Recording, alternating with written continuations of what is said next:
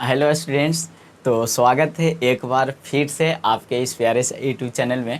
तो आज हम लोग जो है बहुत ही मोस्ट इम्पोर्टेंट टॉपिक यानी कि भाई हमारा जो है जाइलम और फ्लोएम में क्या अंतर होते हैं इसको देखने वाले हैं। बहुत सारा जो है अंतर देखेंगे और इस टॉपिक को जो है पूर्ण रूप से समझ जाएंगे ताकि जब भी हमारा जो है बोर्ड एग्ज़ाम में ये 5 नंबर में पूछे तो आपको जो है सबसे पहले जो है देखते ही जो है आंसर मन में आ जाए, ऐसा हम कोशिश करेंगे और पूर्ण रूप से जो है समझाएंगे ताकि जो है आपको समझ में आ सके। तो देखिए हमारा जो है जाइलम और फ्लोएम, इसमें अंतर अगर लिखने के लिए तो आपको भाई 5 नंबर के पूछेगा तो मिनिमम 5 हम जो है अंतर ज़रूर लिखेंगे। लेकिन अगर हमारा जो है लिखने का तरीका क्या होना चाहिए इस पर गौर किया जाए तो यहाँ पे जो आप लिखिएगा कि जाइलम और फ्लोएम में निम्नलिखित अंतर हैं, ऐसे लिख करके फिर उसके बाद एक तरफ जाइलम और एक तरफ जो है फ्लोएम लिखिएगा और बीच में जो है इस तरह से जो है भरसेज कर दीजिएगा कि दोनों भाई दुश्मन हैं जानी दुश्मन। और एक तरफ जो है जब भी बात होगा जाइलम ऊतक के बारे में होगा और एक तरफ जब भी होगा तो फ्लोएम ऊतक के बारे में होगा। लेकिन भाई कई लोग जो है अभी तक ये विचार नहीं कर पाए कि भाई आखिरकार ये जाइलम और फ्लोएम ऊतक होता क्या है, ये कहाँ रहता है। तो हम आपको बता दें ये हमारा जो है जाइलम और फ्लोएम ऊतक है, ये हमारा जो है पेड़ पौधे के अंतर्गत रहते हैं जो कि पेड़ पौधे के मुख्य परिवहन तंत्र माने जाते हैं। जैसे हमारा जो है शरीर में अगर देखा जाए तो बहुत सारे कोशिकाएँ और हमारा जो है जैसे मान लेते हैं हार्ट, हृदय का नाम लिया जाए तो वो जो हमारा जो है क्या करता है, परिवहन का काम करता है। परिवहन कहने का मतलब किसी भी चीज़ को जो है ढोने का काम करता है ना। जैसे फेफड़ा जानते हैं तो सांस लेने के लिए हवाओं को जो है आदान प्रदान करने का काम करता है। उसी तरह से हार्ट जो है खून को जो है आदान प्रदान करने का काम करता है। उसी तरह से हमारा जो है पेड़ पौधा में अगर बात किया जाए तो ये हमारा जो ऊतक जो मेन माने जाते हैं वो हमारा जो है जाइलम और एक जो है फ्लोएम ऊतक माने जाते हैं। वहाँ पे हमारा जो है हार्ट में धमनी और शिराएँ के नाम से 2 हमारा नस होते हैं। उसी तरह से यहाँ भी 2 तरह का हमारा जो है ऊतक माने जाते हैं ना। तो ये पहला जो हमारा जो है जाइलम और फ्लोएम में जो अंतर देखने को मिलता है तो ये हमारा जो है इसका कार्य से रिलेटेड है ना कि आखिरकार जो है जाइलम ऊतक का जो है पेड़ पौधों में क्या काम होता है। तो देखिए जैसे जाइलम और जैसे जल होता है ना, तो जल यानी कि पानी, तो जाइलम ऊतक का मतलब सबसे पहला काम है ये जो है जल को जो है ढोने का काम करता है, यानी कि जल जो है ज़मीन से ऊपर की ओर जो है ले जाने का काम करता है ना। और इसके साथ साथ हमारा जो है क्या देखते होंगे कि हमारा जो है भूमि यानी कि पृथ्वी में हमारा जो है खनिज लवण भी होता है। खनिज लवण जैसे आप जो है खाद वगैरह देते हैं तो नाइट्रोजन और फास्फोरस ये सब जो आप देते हैं जो कि बहुत इंपॉर्टेंट होता है हमारे पेड़ पौधे के लिए, तो वो हमारा जो है जल और खनिज लवण का जो है परिवहन कौन करता है, जाइलम। तो ज से जाइलम, ज से जल का परिवहन करना है ना, तो जाइलम जल का परिवहन करता है, ये याद रखिएगा। और फ्लोएम जो है ठीक इसका विपरीत, ये जो है भोज्य पदार्थों का जो है परिवहन करता है, जिसमें मुख्य रूप से बोला जाए कि भोज्य पदार्थ से जो हमारा ऊर्जा बनता है उसको जो है हर भाग तक पहुँचाने का कोशिश करता है ना। यानी कि भाई पत्तियों तक, तनाव तक, मतलब हर जगह जो है सर्वांगीण विकास के लिए किसका काम है, फ्लोएम ऊतक का काम है ना। तो फ्लोएम ऊतक का क्या काम हो गया, हमारा जो है भोज्य पदार्थों का जो है परिवहन करना, उसमें से खास रूप से जो है ऊर्जा का परिवहन जो है पेड़ पौधे अपने जो है हर भाग में करते हैं, उसको जो हम लोग जो है फ्लोएम ऊतक यहाँ पे बोलेंगे। यानी कि ज से जाइलम, ज से जल का परिवहन, और फ्लोएम जो है आप देख रहे होंगे भोज्य पदार्थ का जो है परिवहन कर रहा है ना, और ऊर्जा का। अब फिर जो बात आया दूसरा भाई, तो इसका जो भित्ति होता है, भित्ति कहने का मतलब है दीवार है ना, दीवार कहने का मतलब हुआ बना हुआ, मतलब संरचना। तो इसका जो भित्ति होता है भाई ये हमारा जो है अत्यंत मोटी बोल सकते हैं, बहुत मोटा होता है ना। जो कि भाई अब ऊतक है तो भाई मोटा उसके लिए मोटा होगा। तो यहाँ पे हमारा जो है अगर बात किया जाए तो हमारा जो है जाइलम ऊतक जो बहुत मोटा, यानी कि जिसमें जल भरा हुआ रहता है। जैसे जिस व्यक्ति में जो है पानी अगर भर जाता है, पानी की मात्रा ज़्यादा होता है तो क्या हो जाता है, मोटा हो जाता है। तो जल का परिवहन करने वाला खुद जो है मोटा भित्ति से बना हुआ होता है ना। तो आप जो है समझ सकते हैं, यानी कि भाई जाइलम ऊतक जो है उसकी भित्ति जो है मोटी होती है और इसका जो है अपेक्षाकृत इसके मुकाबले में कम मोटा होता है ना। यानी कि भाई थोड़ा मतलब कम ही जो है हमारा जो है किसका भित्ति होता है, ये हमारा जो है फ्लोएम ऊतक का है ना। तो फ्लोएम, फ्लो मीन्स बहना होता है, और जिसमें से पानी बह जाएगा तो भाई आप समझ ही सकते हैं कि कम मोटा आदमी रहेगा है ना। जिसमें से पानी भी मतलब बह गया तो कम मोटा होगा। तो कम मोटा का मतलब फ्लोएम, और उसके बाद जो है मोटा की बात करेगा तो जल से भरा हुआ आदमी तो वो हमारा जो है जाइलम ऊतक, और ज से जाइलम, ज से जल का परिवहन, है ना। अब ये देखिए, ये मृत कोशिका का जो है बना हुआ होता है। ये मतलब कई लोग बोलते हैं कि मृत ऊतक भी होता है ना। तो आप जो बोलना चाहें भाई मृत कोशिका से बना हुआ है तो मृत ऊतक होगा ही होगा, है ना। तो यहाँ पे जो है आप समझ रहे होंगे कि हमारा जो है मृत कोशिका से बना होता है, और ये हमारा जो है मृत कोशिका से बना हुआ होता है। तो यहाँ जो है जीवित कोशिका से बना हुआ होता है।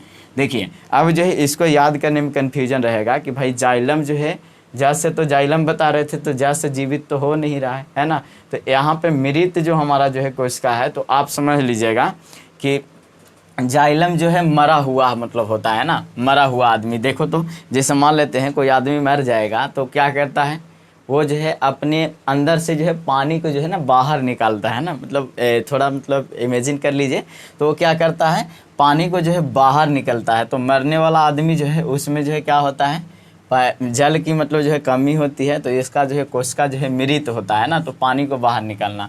और जीवित कोशिका कौन होगा, जो मतलब जो है फ्लोएम ऊतक होगा, है ना। यानी कि फ्लोएम ऊतक का मतलब यानी कि जो भोजन खाएगा भाई, देखिए पानी पिएगा तो कुछ दिन तक मतलब जो आप जो समझ रहे होंगे कि ज़िंदा रह सकता है। लेकिन अगर खाना खाते रहे पानी न पिए तो थोड़ा रोग दुख होगा, लेकिन ज़्यादा दिन तक टिकेगा, है ना। तो फ्लोएम जो है जीवित रहने के लिए ज़रूरी है। यानी कि भोजन किसके लिए ज़रूरी है, जीवित रहने के लिए। तो भोज पदार्थ का कौन मतलब जो है ढोता था, तो भोज पदार्थ को ढोने वाला फ्लोएम था। और जीवित रहने के लिए क्या चीज़ जरूरी है, भोज पदार्थ, है ना। तो भोज पदार्थ तो याद रखिएगा कि जीवित कौन होता है, फ्लोएम ऊतक होता है ना, क्योंकि भोज पदार्थ भोजन करता है ना। तो जीवित से याद रखिएगा कि भोज पदार्थ करने वाला ऊतक हमारा जो है जीवित ऊतक हो जाएगा ना, या जीवित कोशिका ऐसे बना हुआ होगा, है ना। चलिए इसमें जो है संवहन नलिकाएं होती है। अब देखिए थोड़ा सा ए संवहन और यहाँ पे जो है चालनी मतलब जो है चालन, यहाँ पे खास करके मतलब देखिए चालन और संवहन के बारे में आपको पता होना चाहिए कुछ कुछ, है ना। जैसे हम उदाहरण दे देते हैं तो थोड़ा सा समझ में आ जाएगा। थोड़ा माफ़ कीजिएगा, मेरा वीडियो थोड़ा लॉन्ग होता है, लेकिन अगर डिटेल से अगर मेरा वीडियो को देख लेते हैं तो हमें लगता है कि लगभग आप जो है बहुत दिन तक जो है हमारे वीडियो से जो है याद करे हुए रह सकते हैं, और पूर्ण रूप से जो है क्लियर कंसेप्ट के साथ जो है याद भी रहेगा हमेशा, है ना। तो इसलिए जो है बुरा नहीं मानिएगा। अगर रियल में अगर आप लोग को लगता है कि नहीं इतना लंबा वीडियो नहीं होना चाहिए, तो आप लोग जो है कमेंट में लिख सकते हैं कि भाई और छोटा बनाने का कोशिश कीजिए, तो ज़रूर कोशिश करेंगे। तो यहाँ पे जो है चालनी का मतलब देखिए, जैसे मान लेते हैं आप जो है एक जो है गरम रॉड, है ना, एक मतलब जो है गरम मतलब जो है छड़ को जो है आप जो है छुइएगा तो आपको जो है क्या होता है, गरम महसूस होता है ना। तो वहाँ पे जो है चालन का काम होता है। चालन का मतलब किसी वस्तु में जो है एक कण को दूसरे कण से मतलब जो है कनेक्टेड होना, मतलब जो है इसका काम रहेगा फ्लोएम ऊतक का। लेकिन इसमें जो है संवहन नलिकाएं होती है, यानी कि ऊपर नीचे इस तरह से बना हुआ। मतलब इसमें देख सकते हैं संवहन में हमारा जो है ऐसे होता है, जो पानी का खौलना आप देखते हैं वो हमारा जो है क्या होता है, संवहन का काम होता है ना। पानी का खोलना क्या होता है, संवहन का काम होता है। लेकिन आप जो है एक जगह से दूसरे जगह टन टन करना, एक कणों के बीच जो आप देख रहे होंगे, ये हमारा जो है काम किसका होता है, चालन का काम होता है ना। ये रॉड जो है यहाँ पे अगर आग लगा दिया जाए तो गर्म होगा, तो यहाँ भी गर्म होगा, लेकिन इसमें ऐसा नहीं है, है ना। सब जगह जो है गर्म संभव नहीं होता है। तो आप जो है ये समझ सकते हैं ट्रांसवर्स वेव और लॉन्गिट्यूडिनल वेव भी हमारा जो है पढ़े होंगे, तो वहाँ की तरह जो है काम कर रहा है। तो अगर बात किया जाए तो चालनी नलिकाएँ किसके पास है, फ्लोएम के पास है ना। जो जिंदा रहेगा वो चलेगा भी, है ना। तो संवहन ऊतक किसके पास है, हमारा जो है जाइलम ऊतक के पास, है ना। तो फ्लोएम का मतलब जीवित रहेगा, जो चलेगा, तो चले से चालनी ऊतक। और संवहन को याद, इसको जो है बहिकाएँ भी बोल देता है कई लोग, है ना। संवहन नलिकाएँ की जगह जो है बहिकाएँ होती है ना, और इसमें जो है चालनी नलिकाएँ होती है, तो दोनों लिख सकते हैं।